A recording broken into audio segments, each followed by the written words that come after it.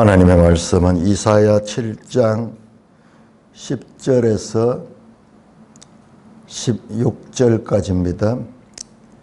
이사야 7장 10절 여호와께서 또 아하스에게 말씀하여 이르시되 너는 내 하나님 여호와께 한 징조를 구하되 깊은 데에서든지 높은 데에서든지 구하라 하시니 아하스가 이르되 나는 구하지 아니하겠나이다. 나는 여호와를 시험하지 아니하겠나이다 한지라. 이사야가 이르되 다윗의 집이여 원하건대 들을지어다. 너희가 사람을 괴롭히고서 그것을 작은 일로 여겨 또 나의 하나님을 괴롭히려 하느냐. 그러므로 주께서 친히 징조를 너희에게 주실 것이라. 보라, 처녀가 잉태하여 아들을 낳을 것이요 그의 이름을 임마누엘이라 하리라. 그가 악을 버리며 선을 택할 줄 알 때가 되면 엉긴 젖과 꿀을 먹을 것이라. 대저 이 아이가 악을 버리며 선을 택할 줄 알기 전에 너가 미워하는 두 왕의 땅이 황폐하게 되리라. 아니요, 거기까지 끊어요. 16절까지입니다. 하나님 아버지 은혜를 감사합니다. 이사야를 통하여 주시는 풍성한 하나님의 구원의 메시지를 금을 캐듯이 은을 캐듯이 감추인 보화를 찾듯이 찾아내어 아버지 하나님께서 누리게 하여 주시옵소서. 감사하며 예수님 이름으로 기도드리옵나이다. 아멘. 자, 이사야 7장은 하나님께서 이사야 선지자를 자기 아들 스알야숲을 데리고 윗못 수도 끝 세탁자의 밭 큰 길에서 그 왕이 시찰 나올 테니까는 거기서 만나라. 자, 그래서 그 왕을 만나서 왕에게 하나님의 말씀을 전합니다. 뭐라고 전하느냐? 아하스는 그 당시에 북왕국 이스라엘과 그 다음에 그 위에 있는 아람이 서로 동맹을 맺어서 유다를 공격하려 한다 하는 소리를 듣고 사시나무 떨듯이 두려움에 떨려 있건 두려움 가운데, 그래서 아마 전쟁을 곧 일어날 것을 알고 예루살렘은 식수 확보가 중요합니다. 예루살렘이 산에 있기 때문에 이게 이 식수가 막혀버리면은 다 이제 목말라 죽는 거예요. 뭐 물을 마시지 못하면 죽으면. 그래서 그 전쟁을 대비해서 여기가 이제 샘이 있는 기혼샘으로부터 해서 물이 흘러와서 기드론 골짜기에 기혼샘으로부터 물이 흘러와서 거기 저 실로암까지 가는 이 샘을 정비하려고 또는 이제 시찰하려고 거기로 왔습니다. 나중에 보시면은 36장에 산헤립이 랍사게를 앞세우고 쳐들어왔을 때도 여기서 만나요. 여기서 이 같은 장소입니다. 윗못 수도 끝 세탁자의 밭 큰 길. 그 왕에게 하나님 말씀을 전합니다. 저 두 나라 북왕국과 이 아람 왕 르신과 북왕국 르말리의 아들 베가 이 둘이가 동맹해서 너를 치려 할지라도 그것은 연기나는 부지깽이에 불과하다. 두려워하지 마라. 지금 그것 때문에 지금 이 아하스는 두려움에 떨고 있는데 두려워하지 마라. 그거 아무것도 아니다.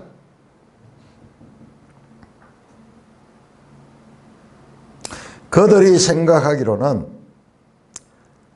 이 말 듣지 않는 자기들과 동맹을 맺어서 아수르와 대항하고자 하지 아니하는 이 아하스를 제거하고 다부엘의 아들을 세워가지고, 다부엘의 아들은 누군지 모르지만은 이 북왕국과 내통하는 그런 사람이에요.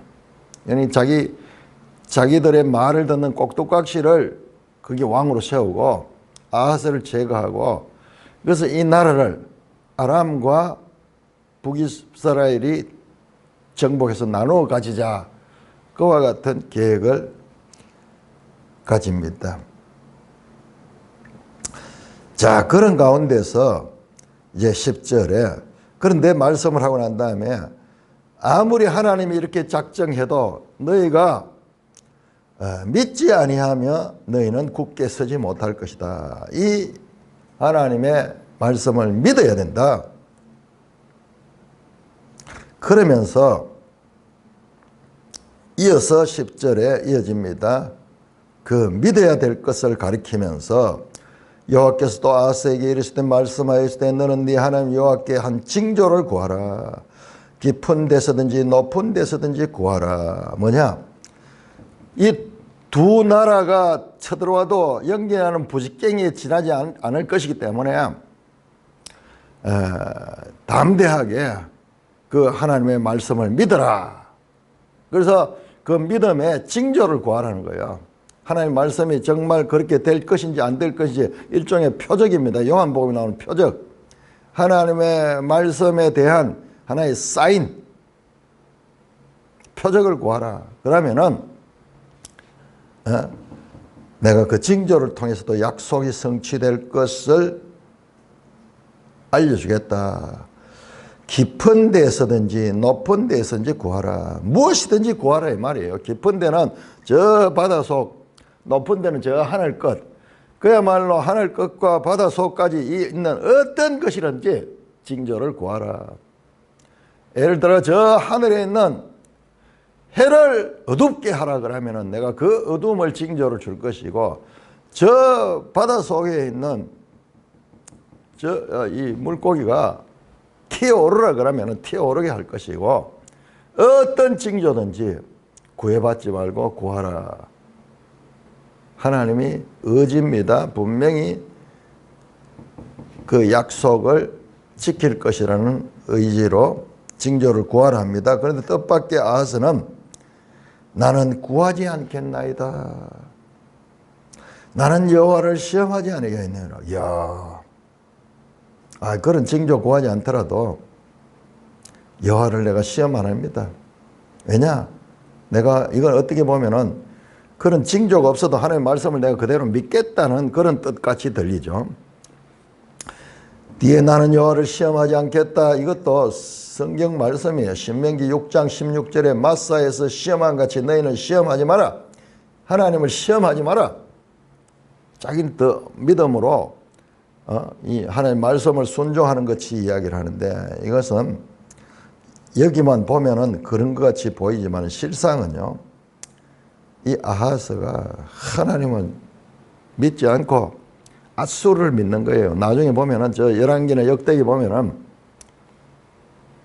아수르 왕을 찾아가가지고 거기에 이 조공을 바치고, 그 다음에 아수르 왕이 섬기는 제단을 보고 그대로 그걸 그려와가지고 그걸 여기 예루살렘에 만들어가지고 그걸 숭배하는 거예요. 하나님 성전은 뒤쪽에 제껴놔버리고 그런 짓을 하는 인간이에요. 앞에 봤죠? 자기 아들을 몰렉에게 바쳤던 그런 우상 숭배자입니다. 그런데 겉으로 보기에는 아주 이 믿음 있는 것 같이 나는 징조를 구하지 않겠다. 이 말은요, 전혀 하나님의 약속을 믿지 않는 거예요. 하나님 믿지 않는 거예요. 힘 있는 저 강대국 아수르, 나는 친아수르 정책을 통해 가지고 아수르의 힘을 빌려 가지고 이 공격자들을 제압하겠다. 그와 같이 말씀하고 있습니다. 13절 이사야가 이르되, 여러분 자세히 보시면 10절은 여호와께서 아하스에게 말씀했고, 그 다음에 13절은 이사야가 말하는 거예요. 그러니까는 10절에도 여호와께서 이사야를 통하여 말한 거죠. 이사야는 하나님의 대언자니까는, 대신 말을 전하니까는, 다윗의 집이여 원하건대 들을지어다 너희가 사람에게 또 그것을 작은 하나님을 괴롭히려 하느냐. 근데 이사야는 하나님은 아는 거예요. 이 아하스가 말과 실제가 얼마나 다르다는 것을 알기 때문에 다윗의 집이여, 이것은 다윗의 후손이 지금 유다 왕조를 이끌어가니까는 그 이야기입니다. 여기에는 또한 더불어 사무엘 하 7장에 나오는 이 다윗의 후손 가운데 영원히 그 나라를 지켜주겠다는 하나님의 약속도 여기에 포함되어 있습니다. 들을지어다 너희가 사람을 괴롭히어도, 사람, 애니심, 그것을 작은 일로 여겨 또 나의 하나님을 괴롭히느냐. 자, 이 아하스가 얼마나 불신신앙 그 생활을 가지면서 정책을 펴가지고 이스라엘 백성들, 유다 백성들이 많은 고통을 받았는 거예요. 지도자를 잘못 만나면 백성들이 고통을 받죠. 그것을 작은 일로 또 하나님을 괴롭히려 하느냐. 징조를 구하지 않겠다는 아하스를 향하여 하나님 그 속을 다 꿰뚫어 봅니다. 그러므로 주께서 친히 징조를, 네가 징조를 구하지 않더라도 내가 친히 징조를 주겠다. 보라, 처녀가 잉태하여 아들을 낳을 것이요 그의 이름을 임마누엘이라 할 것이다. 보라, 힘내, 강조죠. 네가 구하지 않더라도 내가 징조를 주겠다. 그래서 어떤 목사님은 이거를 갖다가 강제 징조다 합니다. 구하지 않아도 하나님이 주신 징조, 강제 징조를 주셨다. 처녀가 잉태하여 아들을 낳을 것이요 그의 이름은 임마누엘 하라. 우리 매일 성경 주석에 처녀 히브리어로 하알마야, 알마, 평범한 미혼 여성을 뜻하는 단어다. 마태는 이 단어를 동정녀로 재적용하여 예수님의 초자연적인 탄생에 인용했다. 마태복음 1장 23절에 인용했죠. 그래서 어떤 분들은 이게 현대의 신학자들은요, 이게 마태가 잘못 해석했다는 거예요. 잘못 인용했다는 거예요. 왜냐하면 이 처녀가 젊은 여인이야, 젊은 여인. 근데 이 처녀 알마라는 단어를 사용 유래를 쭉 살펴보면 이 창세기에 리브가 처녀 때 그 사용됐던 단어고 그렇습니다. 잠깐 결혼하지 않는 여인이에요. 그래서 여러분 신학을 연구해 보면요, 우리는 이거 당연히 마태복음에 인용됐기 때문에 예수님 그 예언이다 그렇게 보는데 그렇지 않아요. 그 사람들은 그거는 멍터리다. 무슨 그이냐? 이 처녀는 누구냐 그러면은 그 당시에 왕도 알고 이사야도 아는 그 젊은 여인이다. 처녀가 어떻게 아들을 낳느냐. 그러면서 주장하는데 그런 신학을 배우면요 흔들리겠죠. 자기들이 가지고 있던 기존 신학이 다 흔들리는 거예요. 그래서 신학을 공부하러 갔다가 다 신앙을 잃어버리는 그런 것만 연구하는 거예요. 자, 그런데 그들 말을 들을 필요는 있어요. 우리가 너무 막 일방적으로 무조건 예수님에다 갖다 붙이는 것은 그렇지만은, 그러나 제가 보니까는 이게요, 이 임마누엘이라는 이름을 가진 이 아이가 계속 나옵니다. 계속 나옵니다. 이거는요, 예수님을 상징하는 게 맞아요. 그런데 그 당대하고는 관계가 없잖아요. 그 당대하고는 관계가 없는 그런 일인데, 이 처녀가 잉태하여 아들을 낳는 징조를 줄 것이다. 그 이름을 임마누엘이라 하리라. 이름이 임마누엘.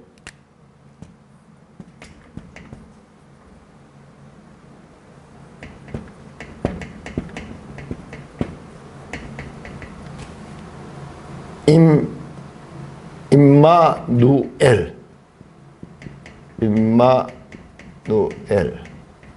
엘은 하나님, 하나님. 누는 우리. 임은 함께 하신다. 하나님이 우리와 함께 하신다. 신약에서도 많이 선언당하죠. 하나님이 우리와 함께 하신다. 애기 이름이 임마누엘이요. 자, 이 이름이 낯설지 않은 것이, 이런 표현이 사람 이름으로 이게 있을 수 없잖아요. 그런데 이사야가 아하스 왕을 만나러 갈 적에 데려갔던 아들 이름이 스알야숲이거든요. 스알야숲. 지금 이름이 아주 중요한 메시지를 갑니다. 스알 야수브. 이거는 뭐냐면 스알 남은 자, 수브 돌아온다. 스알야수브, 이사야의 아들 이름 스알야숲. 하나님께서 이 아들 이름 속에 하나님의 구원의 뜻을 제시하고 있어요. 지금 여기에도 뒤에 또 이제 또 이름이 나오는데 마할 살렐 하스바스, 애기 이름에 대한 이야기인데 이 애기 이름들이 아주 중요한 하나님의 메시지를 담고 있는 그와 같은 것입니다. 자, 그런데 이 아이가 나오는데 이 처녀가 어떻게 아기를 낳는지, 그러면은 결혼하지 않고 간통관계를 통해서 낳는 아들이 사생자가 될 수도 있겠죠. 자, 그런데 우리도 냉정하게 보십시다. 자, 이게 예수님을 적용하지 말고 그냥 보자고요. 자, 결과적으로는 예수님으로 적용이 됩니다. 뒤에 이제 계속 나오기 때문에 임마누엘이 이스라엘을 구하는 자가 됩니다. 또는 한 아기가 나는데 이 아기가 전능하신 하나님이야. 계속 이어지는 이사야의 예언. 그런데 제가 봤을 때는 이 아기가 임마누엘의 전조가 누구냐? 그러면 전조가 6장 13절에 나왔던 거룩한 씨야. 그러니까 이 하나님의 예언의 말씀은요, 규칙적으로 이렇게 해가지고 탁 논리적으로 정리되는 거 아니에요. 흐릿하지만은 툭툭 연결돼서. 이 땅에 거루터기가 다 베어져가 거루터기에 놓고 10분의 1이 남았을지라도 그것까지 다 황폐하고 된 다음에 그 거루터기에서 나오는 거룩한 씨가 있다. 그 말씀으로 6장이 끝이 났거든요. 거룩한 씨에 대한 암시. 자, 이것은 그러면은 이 아하스 당대에서 이 아기가 태어나서 어떻게 되냐고는 이름은 임마누엘이고 그가 악을 버리며 선을 택할 줄 알게 되면 엉긴 젖과 꿀을 먹을 것이다. 언제가 되면 엉긴 젖은 버터 이런 것을 가지고, 꿀은 이게 벌꿀은 아니에요. 벌꿀은 아니고 야자 대추나무 아주 그 자체가, 과일 자체가 나중에 결실할 때 되면 꿀덩어리예요.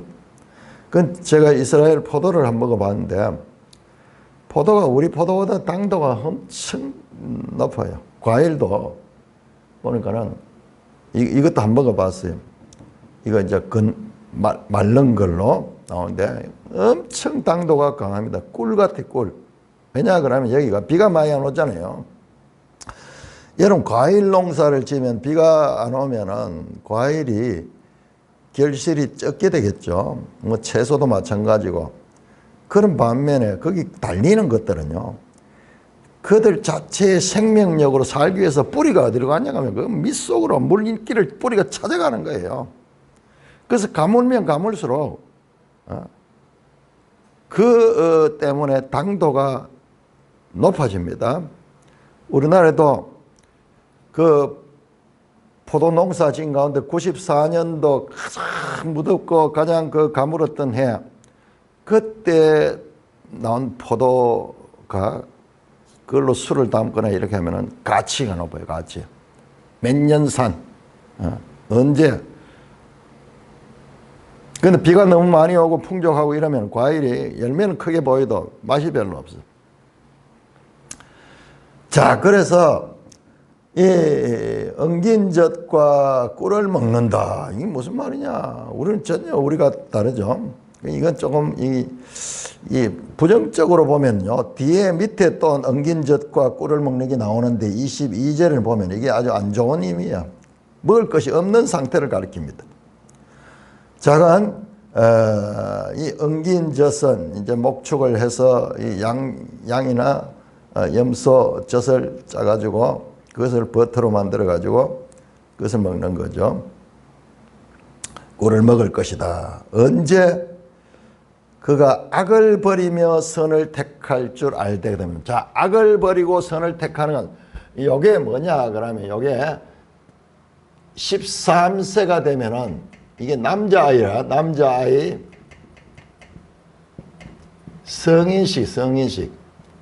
성인식은 무엇이냐 그러면 이때부터 율법의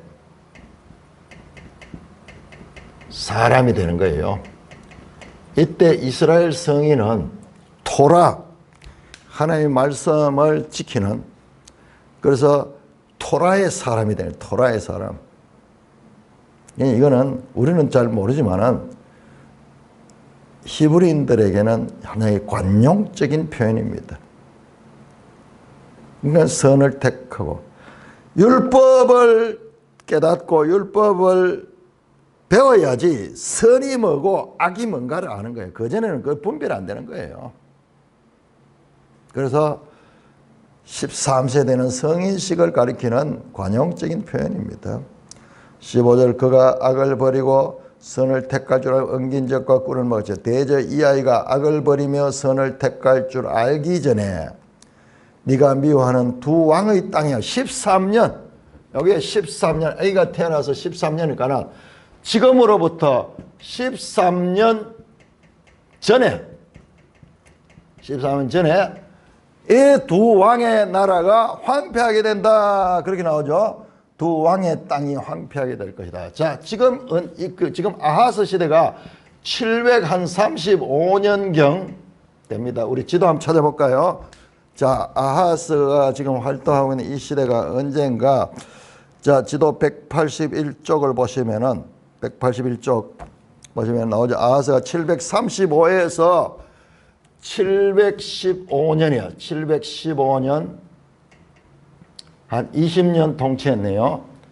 이 기간 속에 지금 아하스가 일단 735년인지 34년인지 32년인지, 자, 요 기간, 지금 이 사건이 있는 이 기간을 아마 730년 전이라. 이게 지금 거의 아하스 초일 거예요. 왜냐 그러면은, 자, 두 나라 있죠. 두 나라 아람 왕 르신, 그 다음에 에브라임 북왕국이죠. 북이스라엘 에브라임 왕 르말리아의 아들 베가입니다. 베가. 자, 아람 왕 르신이 언제 망하냐면 732년에 망합니다. BC. 그러니까는 지금 이걸 보면은 이 아하스가 이 말씀을 받은 것이 734년이든지 3년인지 뭐 알 수 없어요. 아니죠. 730, 왜냐 그러면 이거는 금방 일어났거든요.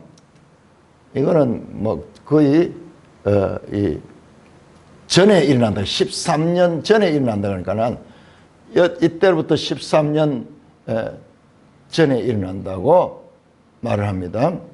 그럼 35에서 이게 32년은 지났을 거예요. 지나면. 자간 북왕국은 언제 망하냐? BC 722년에 망하거든요. 그런데 자세히 보시면요. 여러분 우리 지도 한번 볼까요? 지도 북왕국 베가 왕이 죽은 해 보세요. 베가 왕이 언제 죽었느냐? 732년에 죽었어. 732년. 야, 소름 끼치죠? 이스라엘이 망하기는 부왕국이 망하는 722년이지만은 지금 당대의 왕 베가는 732년에 죽습니다. 아람 왕 르신과 동일합니다. 내가 이걸 보고 소름이 끼치더라고요. 자, 여러분 보세요. 이사야 이 베가 왕이 736에서 32년 짤막하게 여기 통치했죠. 이 사람 보세요. 앞에 별표 붙어 있죠. 타살 당했는 게 타살. 그 앞에 보세요. 베가 앞에 버가히야 이름 비슷해요. 버가히야 비슷한데 이 버가히야를 죽이고 베가가 왕이 되는 거예요. 이거는 같은 정세예요. 그리고 이 베가도 그 뒤에 나오는 호시아에 의해서 죽임을 당했어요. 그래서 자, 여러분 186쪽 보세요. 186쪽 아람 다메섹 역대 왕이 나오는데 제일 끝에 보세요. 르신 나오죠. 르신 언제 죽었냐? 보세요. 그 설명 제일 끝에 보면 732년 아수르 손에 죽었다. 732년 이 두 왕이 지금 유다를 쳐왔던 이 두 왕이 같은 해 죽었어요. 같은 해 죽었습니다. 그러니까는 13년 내로 죽을 것이다 그랬는데 그래서 이 아람이 망했으면 멸망, 르신으로서 나라 자체가 없어졌어요. 거기 끝이라잖아요. 아람이 완전히 없어지는 그와 같은 것이고, 베가는 730년 죽었지만은 베가 이어서 죽은 후에 한 10년 더 나라가 유지가 되죠. 그래 보면은 13년 내로 이 두 왕의 나라가 황폐하게 될 것이라는 약속이 그대로 성취되는 거예요. 그대로 성취돼요. 소름 끼치지 않습니까?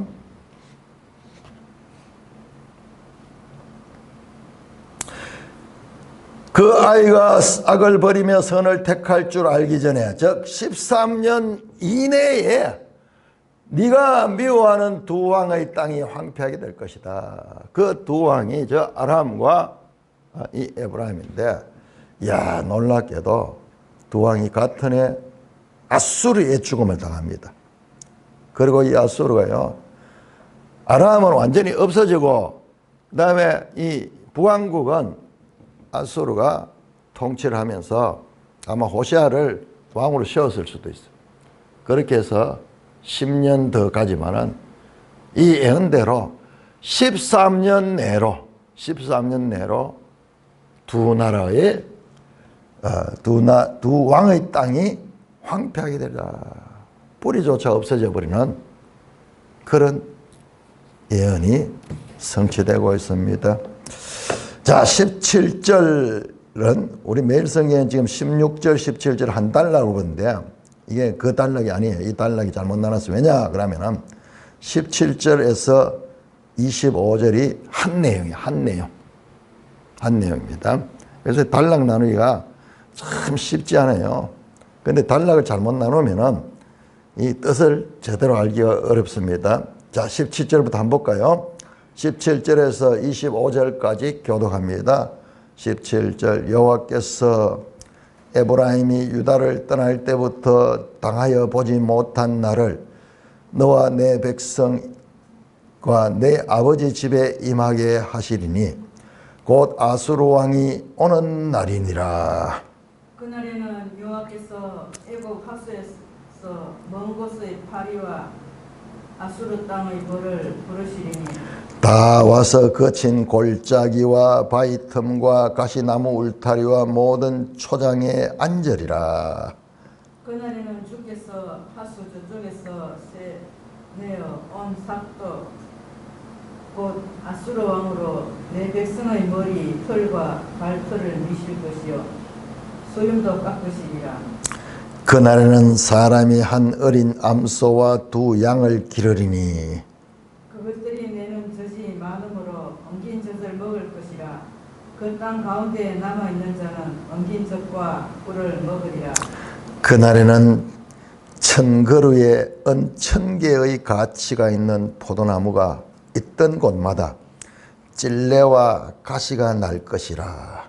온 땅에 찔레와 가시가 있으므로 화살과 활을 가지고 거리로 갈 것이요 보습으로 갈던 모든 산에도 진레와 가시 때문에 두려워서 그리로 가지 못할 것이요 그 땅은 소를 풀어놓으며 양을 밟는 곳이 되리라.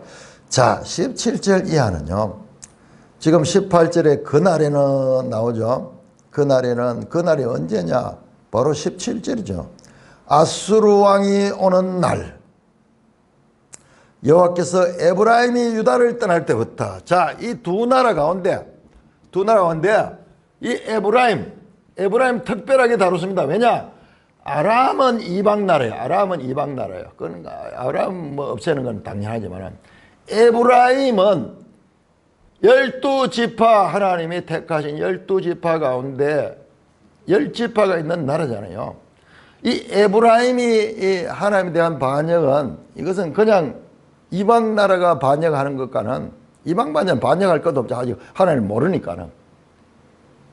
그러나 이들은 하나님의 백성이면서도 하나님을 반역했죠. 그래서 거기 봅니다. 에브라임이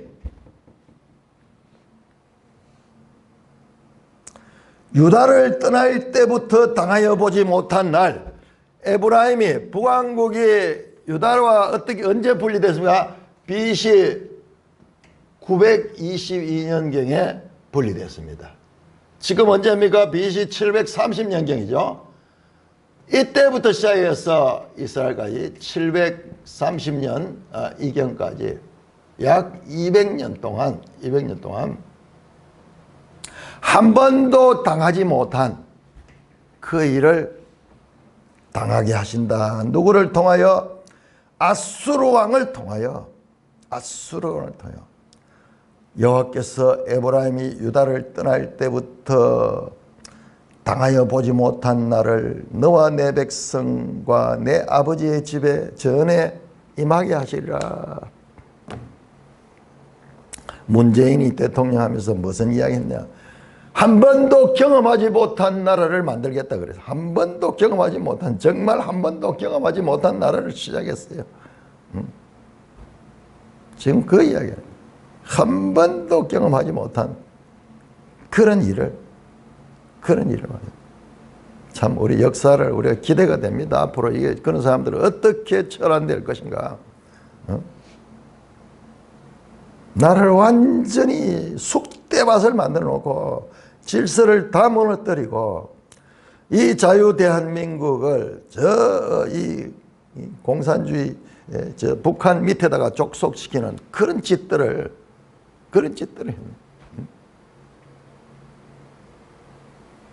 그러니까 그런 자를 세우는 게 하나님 백성들에 대한 하나의 징계예요. 징계가 바로 그런 식으로 나타납니다.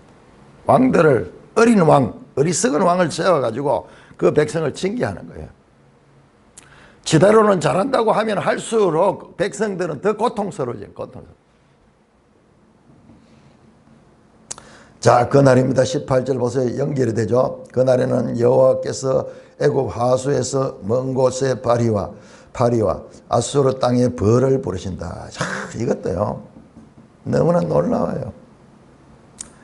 애굽 하수, 저 남쪽에 애굽에 그 큰 강, 나일강 있잖아요. 거기에서는 뭐가 파리가 올라, 파리. 여러분, 강에는 파리가 많이 살아, 파리가. 강이 있는 곳에는 파리가 많습니다.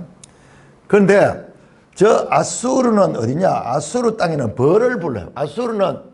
아수르도 큰 강이 있지만은 아수르 쪽에는 여기에 양봉을 많이 한대요.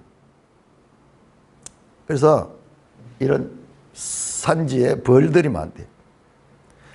파리 때가 오듯이, 그 다음에 벌 때가 오듯이, 남쪽에서는 애굽 하수에부터 먼 곳에 파리가 와서 아수르 땅에 또한 저 북쪽에서는 아수르 땅에 벌을 부른다.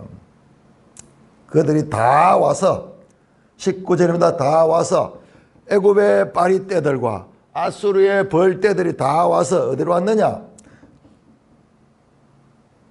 거친 골짜기와 바위 틈과 가시나무 울타리와 모든 초장에 앉으리라. 이 양 군대가 와서 유다 땅에 않는다는 것입니다. 저 북왕국의 땅에 앉는다는 것입니다. 그날에는 20절이죠. 주께서 하수 저쪽에서 세내온 삭도 곧 아수르 왕으로 내 백성의 머리털과 발털을 미실 것이요. 자, 주님께서 그날에 앞에 나왔죠. 아수르 왕이 오는 날. 그때 자, 그런데 애굽의 파리가 왜 들어왔느냐? 애굽의 파리떼가 왜 들어왔느냐? 자, 이거는요. 애굽은 결국 아수르가 지금 아람을 정복하고 북왕국을 정복하고 이제 유다를 정복해서 그게 목적이 아니에요. 그 길을 통해서 애굽을 정복하려고 하는 거예요. 애굽이 큰 나라고 애굽이 그들의 목표예요. 이런 잔치 같은 건 별 의미 없어요. 그래야지 전 세계를 그 당시에 세계를 통일하는 거예요. 그러니까는 애굽에서도 그 소문을 듣고 애굽이 쳐들어오기 전에 미리 이제 군대가 올라오는 거예요. 그래서 그 장소가 이 팔레스타인 여기가 머깃도처럼 되는 머깃도. 하르 머깃도. 여러분 저 계시로 보면 머깃도산에 전 세계 군대들이 막 모이죠. 지금 그 장면이 여기서 나오는 거예요. 저 남쪽에서는 애굽의 군대가 그냥 당하고 있는 게 아니라 들어오기 전에 미리 나와서 그것을 대비하고 위에는 쳐내려오고 그들이 만나는 장소가 이 팔레스타인 여기야. 그래서 벌떼와 파리떼 같이 와가지고 어디에 이 유다 나라 북왕국 이 팔레스타인 여기에 지금 주둔하면서 지금 일전을 대결하고 있는 것을 마치 파리떼가 모인 것이 하나님께서 그렇게 묘사하고 있는 거예요. 그때 그날에 주께서 하수 저쪽에서 새내온 하수 이건 큰 티그리스 강 그 건너에서 세내온 건 돈을 주고 데려왔잖아요. 지금 이 유다가 어떻게 했습니까? 이 아하스가 아수르 왕에게 조공을 바치고 친아수르 정책을 펴가지고 그렇게 이제 그들을 불러들이는 거예요. 그러니까 아수르 왕의 입장에서도 좋죠. 어차피 애굽을 치러 가려고 하니까는 속셈이 서로 이용하는 거예요. 근데 나중에요, 이 아수르 왕이 유다를 공격합니다. 유다를 공격합니다. 자, 그런 열왕기하고 역대기를 여기 잘 봐야 돼요. 보면 이 내용이 다 나옵니다. 자, 세내온 삭도 곧 아수르 왕으로 네 백성의 머리털과 발털을 밀 것이요. 이 말은요, 수염도 깎으시리라. 이것은 역대상 19장 14절에 나오는데 적을 잡아가지고요, 이 머리털을 밀어버리고 수염을 깎고 뭐 이런 거는요, 그야말로 수치를 주는 거예요. 수치를 주는. 죽이지는 않지만은 그들에게 참으로 수치스러운 일을 당하게 합니다. 자, 거기에 머리털 빡빡 밀어버리고 발털은 이게 성기를 완곡한 표현이 될 수 있어요. 발을 가리었다 그러잖아요. 발을 가리었다 그러듯이 그렇게 해서 완전히 수치스럽게 만들어서 다시는 대항하지 못하도록 하는 수치를 수염도 깎아가지고, 그래서 역대상 19장에 보면은 이 수염을 깎인 사람들이요, 수치스러워가지고 바로 자기 이 고향으로 돌아가지 않고 수염이 길 때까지 기다렸다고 합니다. 그 당시에 독특한 문화, 우리가 옛날에 상투를 자르면은 막 그 당하는 그런 수치심, 심지어는 이 상투를 자르지 않겠다고 막 자결을 하는 사람도 있을 정도였으니까는 그런 문화예요. 그래서 수치를 당한다. 참 이 중동 지역에 여기에 이 수치의 문화, 수치심을 견디지 못해. 어떤 형벌보다도 큰 게 수치심이에요. 지금도 그런 이야기 나오잖아요. 그 자기 여동생이 몹쓸 짓을 당했다. 나쁜 놈들한테 강간을 당했다. 우리 그 얘기 나온 창세기 그대로 나온 창세기 34장에 야곱의 딸 그 다말. 그러니까는 그 다말이 그 세겜 사람들에게 강간을 당했을 적에 그 수치심을 느낀 그 오빠들이 가서 그들을 죽이는 레위와 시몬이 그런 하죠. 그런 문화가 여기 강해요. 수치에 관한 형벌, 이게 엄청나게 여기 강합니다. 자, 그렇게 수치심을 줄 것이다. 계속 나오죠. 21절 그날에는, 그날 누굽니까? 아수르 왕이 오는 날. 예? 뭐요?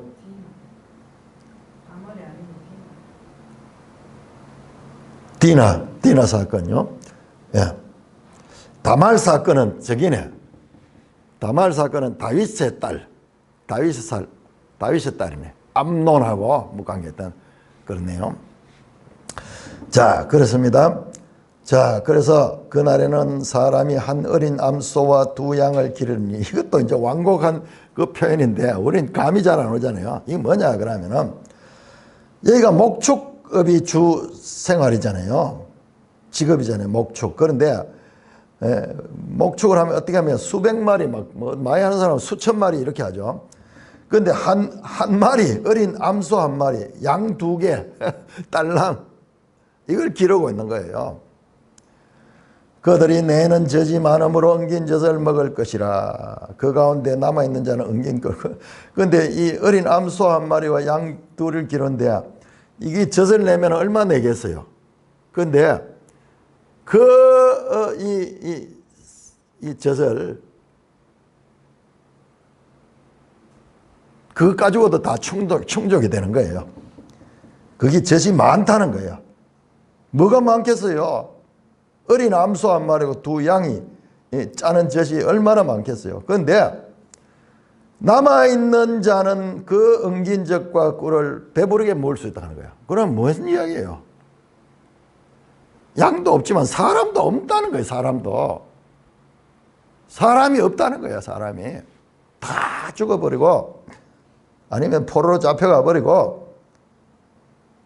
그러니까 이게 지금 목가적인 표현이 아니에요. 아수르의 공격으로 인한 참혹한 그와 같은, 사람이 다 포로로 잡혀가고 북왕국에도요 그때 이 포로로 잡혀가고 그렇게 합니다. 망하기 전에 이미.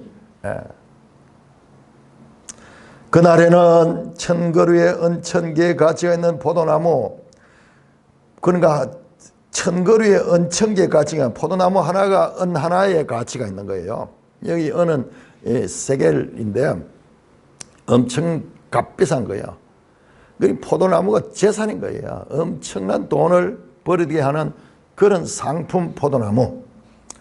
은천개 가치가 있는 포도나무가 있던 곳마다 찔레와 가시가 날 것이다. 극상품 포도에서 포도가 나는 게 아니라 찔레와 가시가 나는 거예요. 온 땅에 찔레와 가시가 있으므로 화살과 활을 가지고 거리로 갈 것이요. 왜 화살과 활을 가지고 걸어가면 사냥하러 가는 거예요. 사냥하러. 그러니까 이 고대 표현이요, 이 그림 언어로 이렇게 하는 걸 우리가 지금 그 시대로 돌아가지고 이거 해석을 해야 돼요. 그 좋은 포도나무에 찔레와 가시가 가득해서 들짐승들이 많이 살고 있으니까 사람들이 거기 가서 사냥하러 가는 거예요. 포도원에서 사냥하러 가는 거예요. 완전히 포도밭이 황폐됐다는 것을 그림으로 보여주는 겁니다.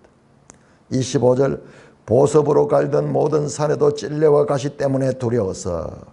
밭은 이 개간하지 않고 그냥 묵혀둬 버리면 반드시 찔레와 가시가 나요. 찔레와 가시가 나요. 가시 때문에 두려워서 거리로 가지 못할 것이요. 여기 들짐승도 있고 실제로 막 찔레와 가시 때문에 사람이 들어가면 들어갈 수가 없는 거예요.